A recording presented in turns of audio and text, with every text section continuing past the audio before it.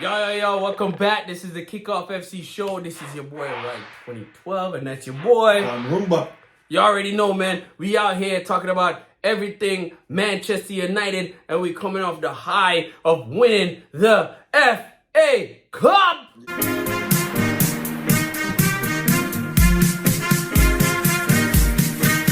You don't know a thing go. You already know. Winner's circle. Winner's circle. You know who's not in the winner's circle? All the Bush League side. Them, Arsenal! the banter. Arsenal, is that you? Over there looking like you bottled it. You bottled it. Arsenal. Newcastle. And you, dirty Chelsea. You all laughed at me. Well, I have to say, you're not laughing now, are you? How much money them spend? I still can't win nothing. Oh my And word. they got rid of their coach. Unfortunate. It seems to be a coaching carousel because quite a few coaches got the sacking. And that's what we're here talking about today. Today, we're asking the question, should Ten Hag be sacked? That number. I mean, Do you should think? Ten Hag be sacked? Okay. So we have a few things to look at here, right? So you have the season of the EPL, which is the lowest we've ever finished. It's facts! Which is an 8th place. The style of football and play was not the Not the greatest. It's facts! It's your second season where you had tension in the locker room with different players, which could overflow and distract the other team players from being their best, because feuding is going on. Which side you gonna take? You gonna take your teammate, or you gonna take your coach side? You know what I'm saying? You can't have that in the locker room as a coach. You can't be beefing with the players. Going side with. Right. You don't know for the history of several coaches. You know what I'm saying? So, and then somehow it didn't seem like you were getting the best out of our main players, like Rashford. People who you brought in as a coach, you spent millions of dollars, hundreds of millions. You know, Anthony, the name one. Amrabat before FA Cup finals. You know, It's a brand new. Onana, shaky still. But all in all, I was for firing Ten Hag, right? Prior to the FA Cup win. If he didn't win the FA Cup, fire him now immediately. But I did not like how the team upper office did things, where they interviewed candidates for the job prior to the FA Cup final. And that for that reason, plus Ten Hag showing us a master class against the top manager in EPL. In the world. And right, in the world. And he won the FA Cup convincingly. Even though it was a 2-1, it's convincing to me, because City normally don't score one goal. They bug up people. 4-5. Get your ass out of here. I say he keeps his job. Should keep his job. Wow. Just by the FA Cup win. Are you serious right now, bro? Wow. Interesting. Mm-hmm. Interesting take. Yeah. After all the shit you gave him the whole season. Yes, because we were trophyless. We were Champions League-less. We were finishing lower than Chelsea. Less. We and Arsenal are in the same boat with no trophies. They won a Community Shield. We've won nothing. It was all that. Plus, the worst position in the league that we've ever been. You can't keep a job after that. If I drop just a little bit in my workplace, I'm getting right up, out the door type of thing. So, it's only right. Hey, listen, right? The fact that he has one more trophy than Arsenal has the whole season. Yes. That's a really strong talking point as to why he should keep his job.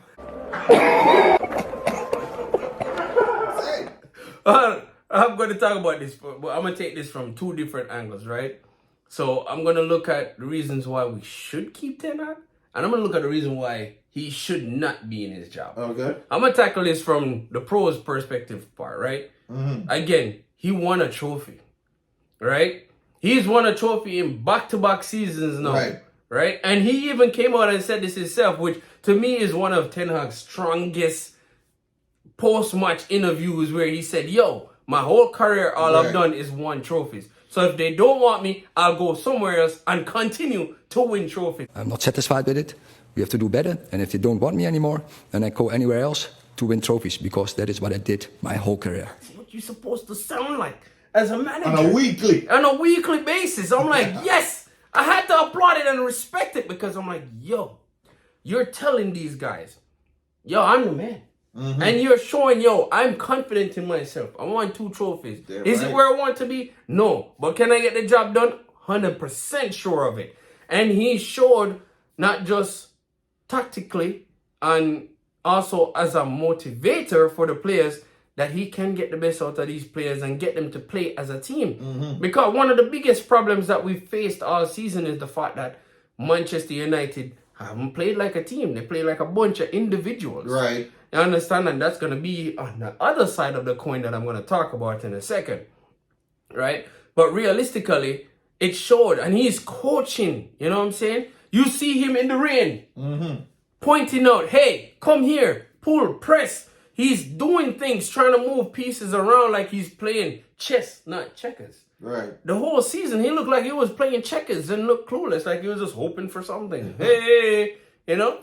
And I'm like throwing something at the wall and hope it stick. He was hoping the players would actually play to their potential. Right. You know, but then you're not creating a team atmosphere, which I said that I'll talk about on the next side of the coin. So that side, it showed the potential as to what Ten Hag can do. His first season, he showed what he can do. He looked more like a coach in his first season. Second season, the later part, really later part, in the closing of the season, he showed that, yo, it shouldn't take you wanting to fight for your job to show that you're a coach and willing to take chances. Hopefully, if he does stay on, he'll be willing to change your formation, play to your personnel. Don't be playing your central defensive midfield at right back or left back. We just need less injuries. And even so, with injuries and so forth, you account for those things, right? So the next part to it is why I think he should keep his job is also he's a good motivator. I like what he did when he addressed the fans. In front of the players, he spoke to the whole stadium. The last game. And I promise you that those players will give everything, but then everything, to get that cup, to win the cup, and bring him to Old Trafford. I respect that. You know what I'm saying? And you could see him talking to the manager, the ownership as well, telling them like, yo, listen, I appreciate, and I think the fans, even though we know all the challenges, the injuries, all the challenges that we had this season, right? We still stand behind you. And even with all of those challenges that you had, locker room dysfunction, players not performing on the field, you know what I'm saying? Injuries on top of injuries, you still walked away with a trophy. Which gives you a very strong argument as to why you should still stay in your job. But if we're looking at things in a whole, I'm going to flip over to the other side of the coin right now. Okay. Why you should not keep your job. I've been preaching this one since day one, so I'm going to start off with this. Your 4 signings that you made were almost irrelevant. Except for Højlund. I'm going to give Højlund a small pass, you know? Did Højlund perform up to what we expected? No. And is Højlund the best striker that you could see to get? No. Because even so, you still want to sign another striker, which would probably be the main guy. You know, you're not looking to sign a backup for Højlund. You're looking to sign somebody who can compete or take his spot. Right. You know what I'm saying? So, and even so, with you benching him the last few games, even though he still performed coming off the bench. But I mean, he did say he wanted Kane. Who? He did say he wanted Kane, but they didn't sign him. Oh, well, yeah. Yeah. I mean, which is stupid. If we had Harry Kane, we would have had a much better season. If I'm the coach and I'm trying to sign Kane and you don't sign him, I mean, what you want me to do? That one is at least you won it. Which coach in their right mind wouldn't want Harry Kane? So again, you spent money on your signings, right? You complaining about players that you had, right? We knew what our weaknesses. You had a solid goalkeeper in David De Gea. Fair enough, if you want to bring in Onana, still bring him in, but keep competition De Gea signed him for free. And that might not have all been your say, but that's your player that you brought in. And he's made a plethora of mistakes in his first season with Manchester United, right? You brought in Anthony, 1 assist. You brought in Højlund, about 10 goals in the EPL, somewhere around there. Don't quote me on that, right? No, 10 goals all around. Oh, I thought it was more. I thought he scored in like the Champions League or something. He barely scored in the EPL. So I'm saying though, that's your signings, right? You had locker room dysfunction. You couldn't get the best out of Sancho to the point where you had to send him off to Borussia Dortmund, who is going to be playing in the Champions League final with Sancho performing like the Sancho we wanted. You know what I'm saying? So that's another thing, right? Tactically, you have shown us nothing over the season. We've constantly questioned his substitutions and his tactics for 80% of the season. If it wasn't until the last 20% of the season that you started to show what you were capable of doing as a coach and tactician. You did it last year. So what the hell happened in the first 80 games of the season? You know what I'm saying? And then at one point in time, people are always going to say, oh, he lost the locker room. It almost felt like the team wasn't responding to you at certain points. But then when you started to take chances and move people around and start to give your motivational speak, now it looked like the team is fighting for him. And now it looked like they're fighting for each other. And you're the coach. So one of your key roles is to make the team feel like a team, not a collection of individuals, which is what Manchester United felt like for 80% of the season. Except for that last 20% where you could literally see players playing for each other, making the final pass, because I don't care if I score. I want the team to win. Let's defend together. Hey, let's double this guy in the wing. Come help me out over here. Don't just leave me on the island to drown. No. You know? Can't win like that. In my opinion, in conclusion, I've spoken about the pros. Do you fire the man or no? Next question. Next question. What? Next question. Do you fire the man now or no? Because you can't make him go through the summer and make him formations and do what I'm going to do with the team and then fire him. I'm going to tell you like I told one of my friends, right? I'm on the fence about it. But my decision is this. I'm keeping Ten Hag under the premise that I'm not able to get a better coach than Ten Hag, right? And on top of that, I am keeping Ten Hag if he's not in charge of making football decisions, meaning your job is just to coach the team. If his job is just to coach the team, just focus strictly on coaching. We will sign the players. The football director and leader of football operations will be responsible for signing players and so forth. And of course, we'll tell Ten Hag, hey, these are the players we're looking at signing, blah, blah, blah. However, I don't think Ten Hag, based on your record last year and who you signed, Mason Mount? Who? What? No, I don't trust Ten Hag to make any signings. So if certain situations are in play, then yes, I'll be okay with Ten Hag remaining the coach. Now, if those situations are not in place, then I find it hard to trust you based on the holistic season and what I've seen from you just this season alone. But then again, if the owners had signed Kane, probably Mount wouldn't have signed. Who? Probably. You know what I'm saying? He wouldn't have needed Højlund. It would have looked better. I mean, it would have looked better. You know what I'm saying? It would have been a way different season. We would have probably... And ownership is known for turning down requests. Ollie told us earlier, Ollie said, years back, I'm like, my main guy that I want is Erling Haaland. And they said, go sit yourself down. Yeah. And stop it. Go sit your ass down. And look now. So, hey, listen, it's a collection of things, and I always say we need change from top down, and I think that's what Sir Jimmy is doing with it coming in with the Inners team. They're going to be making some changes. So I think Ten Hag is on the fence. And I know it doesn't help Ten Hag like the fact that you hear all these rumors. Hey, this person, Manchester United have spoken to this coach. And then, what's his name from Ipswich, McKenna, he has history in Man U because he used to coach the under-19, the under-18. Okay, that's why they're talking to him. So that's why they're interested in signing McKenna. And see, Chelsea already today, they signed Leicester. Leicester just won the championship and their coach is gone. He went to Chelsea. Nuts. That's nuts. You know, so I don't know what's going to happen. But all I do know is if Ten Hag does stay in his role, I'm going to support him. Yes, I'll be critical if I see stuff I don't like. And I'll give credit where credit due, because that's what we do over here in the Kickoff FC show. We're going to critique you. Not on a personal level, because you're a human and a person just like we are. So we're strictly talking football and coaching decisions. And if you're the coach, we're going to support you all the way through, Ten Hag.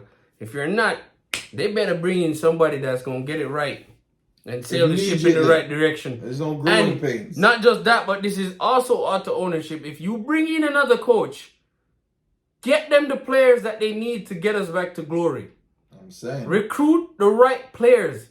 No more excuses. Brighton's done it. Newcastle has done it.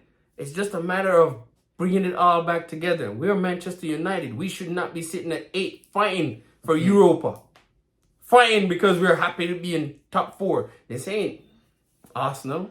So that's my take, man. But the best thing that came out of the injury-prone season, coming in 8th, Ten Hag trying to find who gonna take the reins, is my guy, Kobe Maino. He gonna be a the staple. side foot general. If you look at all of his goals, the man is not lacing it. He's not trying to outside of the foot, nothing.